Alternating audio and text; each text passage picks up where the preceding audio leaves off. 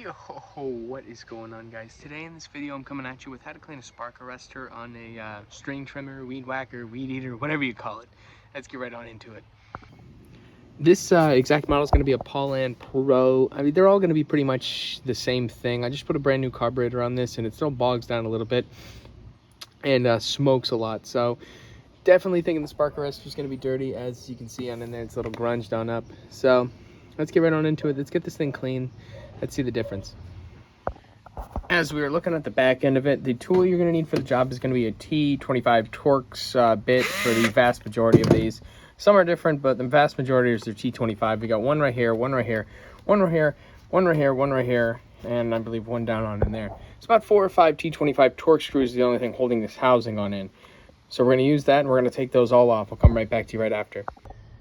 And after you have the screws removed, this one personally had 6. I set this right on my knees. And once you've got that, you'll be able to remove the housing.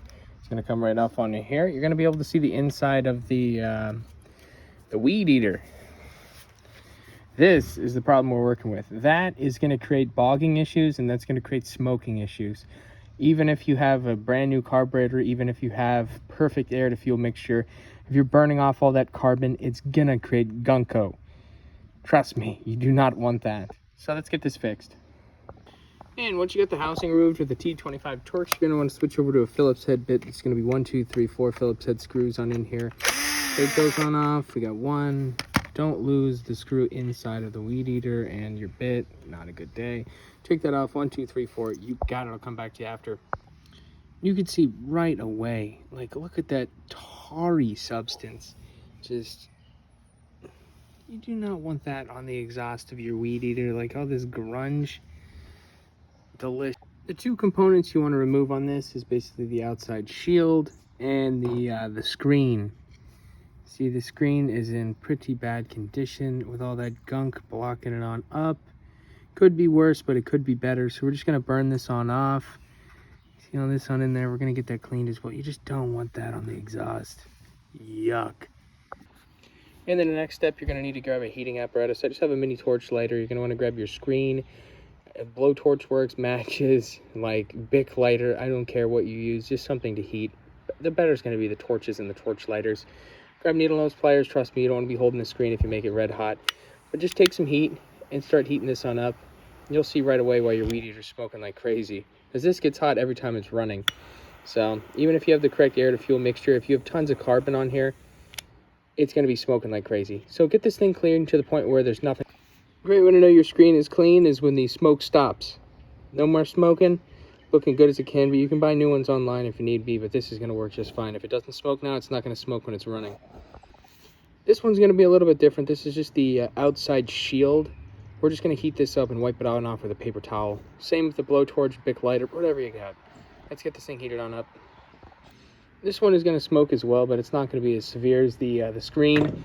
So just take a paper towel once you got that all heated up, and you'll be able to, it's just basically loosening up all the grunge on there to the point where you can just wipe it off like real good. You see all that? You don't want that on your weed eater.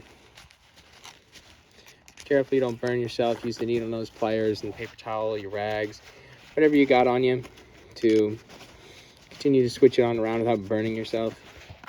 You can see after heating this up and wiping it off with a paper towel, it's going to look 10 times better. You can buy aftermarket parts. Why do it when it looks this clean? So do this to both sides. Make sure they're both clean, and we'll get that put back in there. And compare it to how it looked before.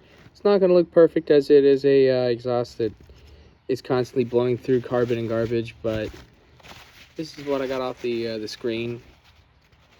That's going to make your weed eater smoke like crazy.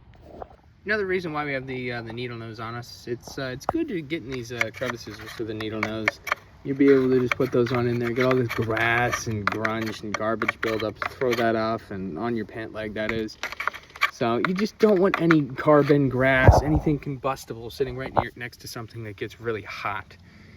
So we're gonna get this cleaned on in here as well. Once again, same as before, you just need to be a little bit more cautious with this. This is going to be a heat shield, so it doesn't matter getting that hot. Plastic, you really don't want to get hot, and plastic down in here, don't get that hot. So this is why I like the little handheld. It works the best for me personally. You're just going to want to go around, heat up the outside of the exhaust. I'm just giving a little bit of this and that. It's going to smoke a little bit. Just be real quick. Just give it a nice little heat up. We're not looking to burn stuff on off here. We're just looking to get it heated up so it's easier to remove. Smell that burning. Delicious. And that it's nice and warmed up. You're just going to be able to take your rag, or your paper towel that is, and give it a good wipe. Make it look way better than it did before. Just wipe it on up. Be sure not to burn yourself as you just heated that on up. Get it all on in there. Squeeze in the crevices. Woo! That's looking way better than it did before. And this is an old weed whacker too. Remember, the screws are also part of the exhaust system. They're going to be grunged up too. Heat them up and wipe them off. Take your screen that we just cleaned. You're going to see there's a little indent. See a little indent on there? It indents just with this. Stick that in there so that it indents right on in there. That looks way better. Take this guy. He's going to be sitting. Oh, he's going to be sitting. Get that on in there. Oh, if I could get that on in there. There it is. And he's just going to be sitting just like this. Put that on in there. Make sure the screen's indented. 4 screws. Boom, boom, boom, boom. 4 screws back on in. Look how nice that looks. Now we just have to put the housing back on in here. The housing normally is going to have the pull cord assembly attached to it. You just need to make sure that sits on the little, I forgot the name of it, I'm losing my mind. But make sure that sits on the correct place so you can, you pull this and you're actually going to get yank the engine rather than just yanking nothing. But boom, boom, boom, boom, boom. We're 6 screws away from completing this job. Let's do it. And that is going to be how to clean a spark arrestor on a Poulan weed eater, weed whacker, string trimmer. Thank you for watching. Hope you enjoyed.